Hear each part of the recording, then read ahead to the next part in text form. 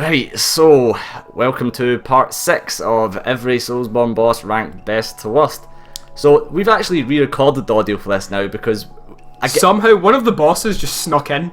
Yeah. Like, he just snuck into the list and we really don't know how we forgot that he was in this place. He shouldn't have been, so he's been moved much lower. And we had to change the order slightly. Again, we look at this stuff and everything is just so a murky shade of grey. We're literally like on the Dulux colour chart, shifting slightly greyer above slightly less grey.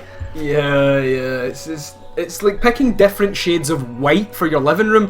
Like, they all look the same, but they're all slightly different. Like, this part is like the fucking the boring bit of the list. This is endless sand, miles in all directions. What would you compare this to as like an actual IRL task? Like an IRL task, doing the dishes.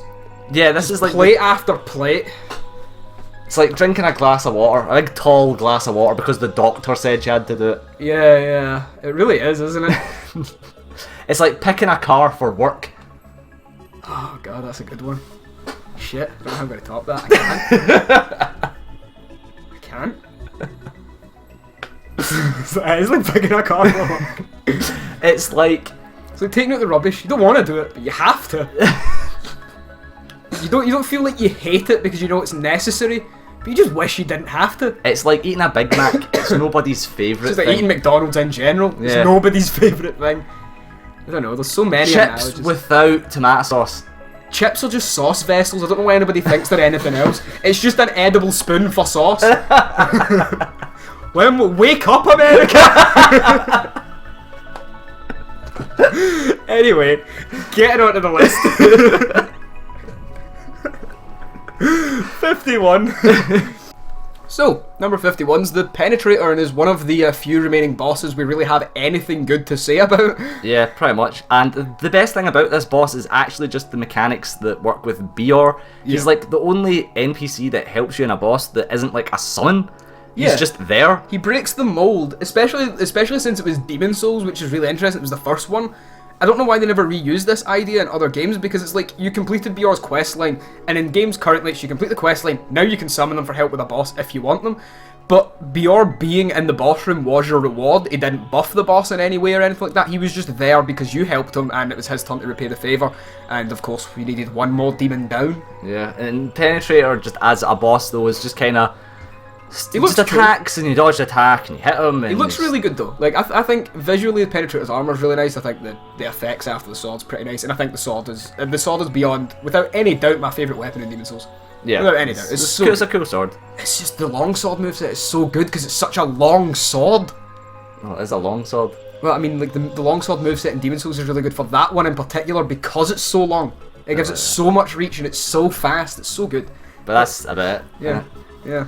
It's just cripplingly easy, especially with magic. Especially as like the second to last boss in the game as well. Yeah. Technically, because I mean nobody counts Black Gooey Alant as a boss. They really had to step that up. But well, next boss.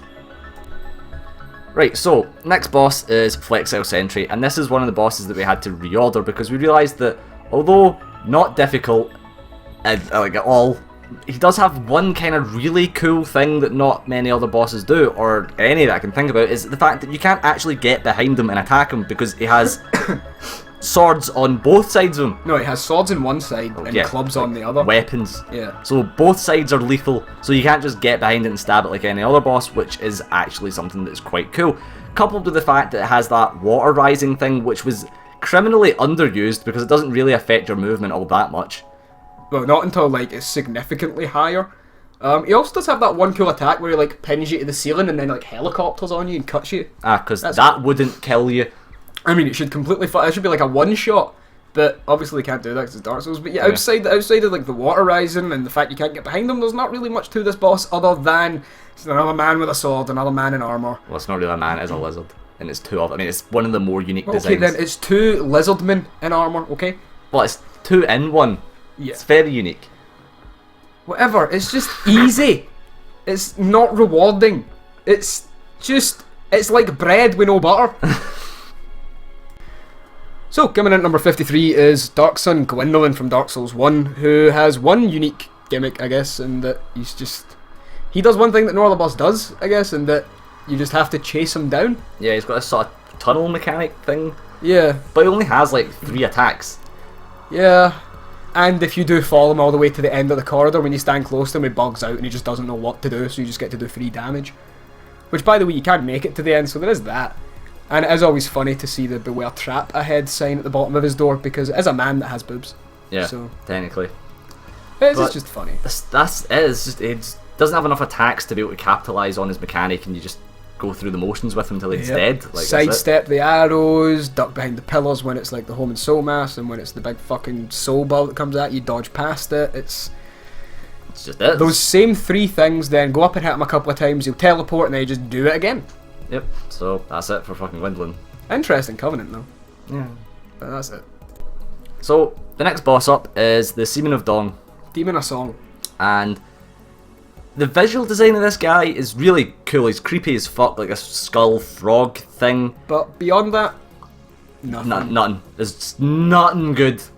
Like, he has like the thing where he's made of rubber, so you like bounce off him, and that's it. That's it. Yeah, other than that, his attacks are ridiculously telegraphed, they've almost no chance of hitting you, and he's just not difficult, or she's not difficult, whatever, it doesn't matter. It's a giant frog with a skull. Do we really care about its gender? No, we don't. But in this day and age, you must care.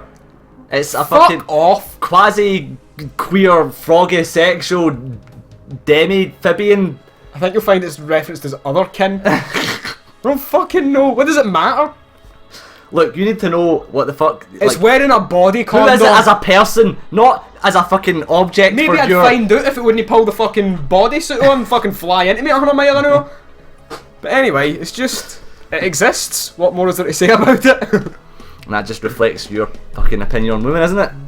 No, that reflects my opinion on people that can't decide what fucking gender they are. It's not an opinion, it's biology. So I thought I was doing that. Okay. Never mind, no, go ahead. Clearly no. you're the star of the show. So next up is Lost Sinner.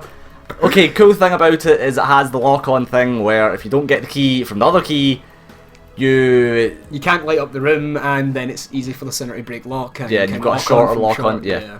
But aside from that, it's just a guy with a sword. Is like the most. Oh, now who's misrepresenting the sinner's gender? It's a female, I'll have you know. The witch. Fuck off. Does it feel so good now, does it, dick? But anyway, Point is, so what else does it do other than hit you with a sword? The equipment from it is pretty good. Mask is good. The handcuffs are good. The sword is really good for damage. But outside of that, it's just another big sword wielding humanoid enemy. A big load of nothing. Yeah. It's a big load of fuck all. And next on our list is the Taurus demon from Dark Souls 1. Cool thing about it, I guess, is that the game offers you the chance to hit it with a plunging attack right away if you're like aware of your environment enough.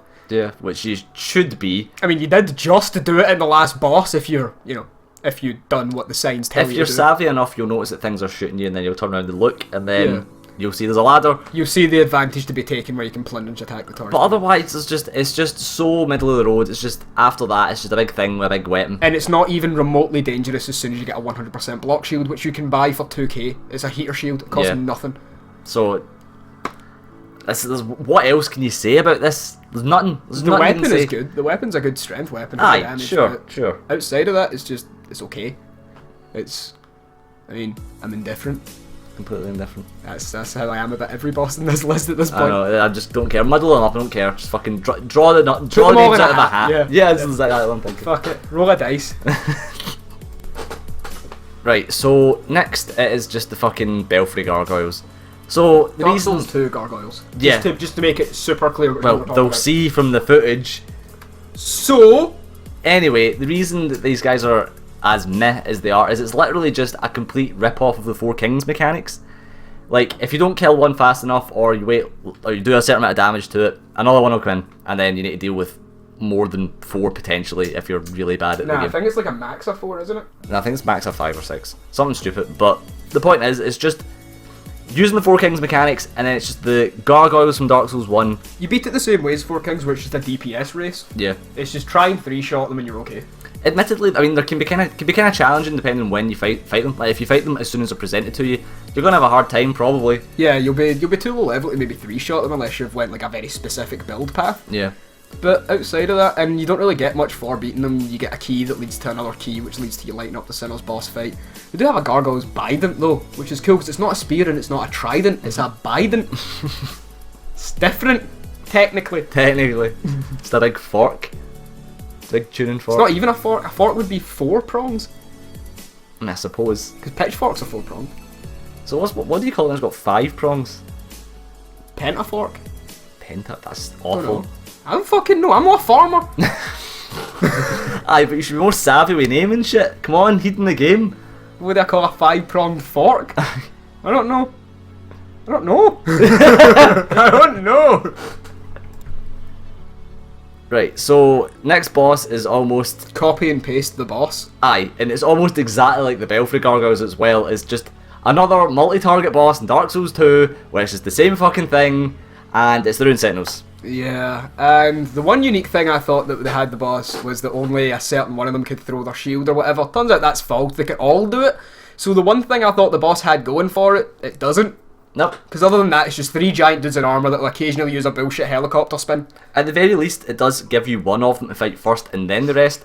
But aside from that, there is absolutely nothing unique about this boss fight. It can be quite challenging. In fact, it's probably, like, the way the learning curve for this boss goes, it's actually fucked, because if you fight it as soon as you can fight it immediately after the pursuer, you're gonna have a hard time because you're not gonna be able to do them. You're not going to do enough damage. You can do them, but it's just going to take you a long time because of the little damage you do. But if you do them after No Man's Wharf, you're now too good for them and you now do too much damage.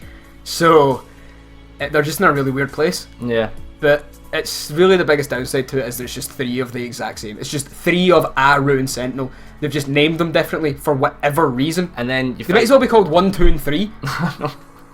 Like, do the names even have any significance to anything? I mean, 1 reminds me I like rice. Next on our list is Nashandra, who could have been much better. Her position on this list is very context sensitive, because really, in terms of mechanics and how interesting the boss is, she's probably significantly higher than a lot of the things above her, but because she's the last boss, it puts so much emphasis on what you're expecting and what you should expect. It's meant to be like a culmination of stuff of sorts. It's meant to be like, this is the pinnacle of the game, and she sort of falls flat as the game's pinnacle, you know? Yeah. She's just not as rewarding as she could be. She's not as difficult as she could be. She's a little too slow. She doesn't do really any, like, she doesn't do a lot of damage. Her defense is less than Smelter Demon. The curse mechanic is cool, but it's poorly implemented because it just isn't that effective. There's just a lot of things that fall short. It's like how Executioner's Chariot does a bunch of things kind of good.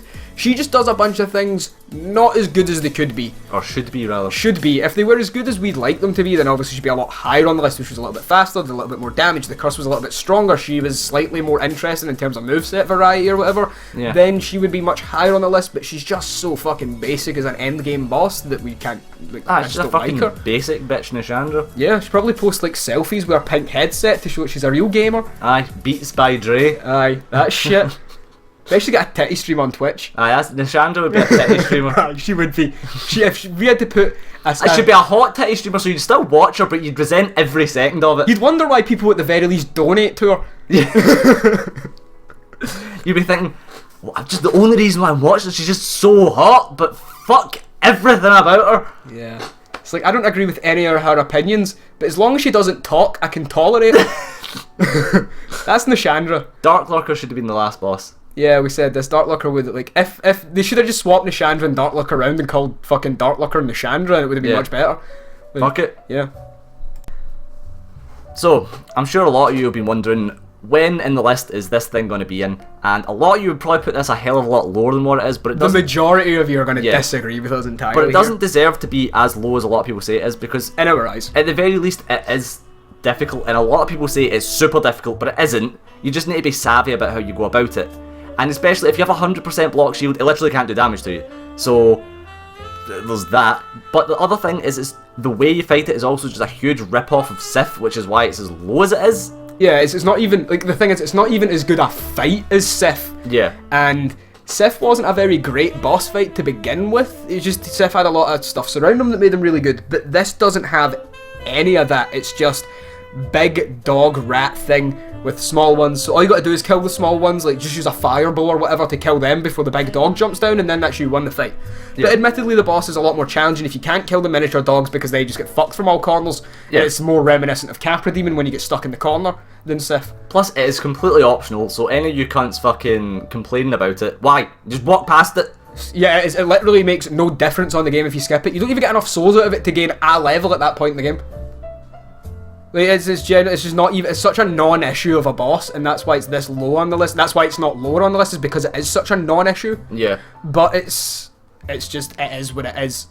That's really the best way. It's a big rat dog. It doesn't have anything. It really doesn't have Nothing anything unique. unique. Nothing. It's the acid spit thing. Gaping Dragon done that. Yeah. Speaking of which, this is higher up in the list than Gaping Dragon, so. Yeah, a little bit. Yeah. Anyway, that's the end of this one, guys. The end of the first section of just all grey all day. God, the next video is just, God, it's painful. It's really going to start to get difficult. Like, you're going to see us get more and more off track as we get like more and more into the myth, because we just need to find a way to entertain ourselves because the bosses just aren't. They're just not holding up enough quality at this point. But then we'll get into the bad bosses, and then we'll probably be... Oh, then we'll just be ripping all of them a brand new arsehole. I know. What were they thinking? How? Like, was this designed by children? Infants? Chimps. But, yeah. Anyway, we'll see you guys in the next video. Yeah, we'll see you guys then.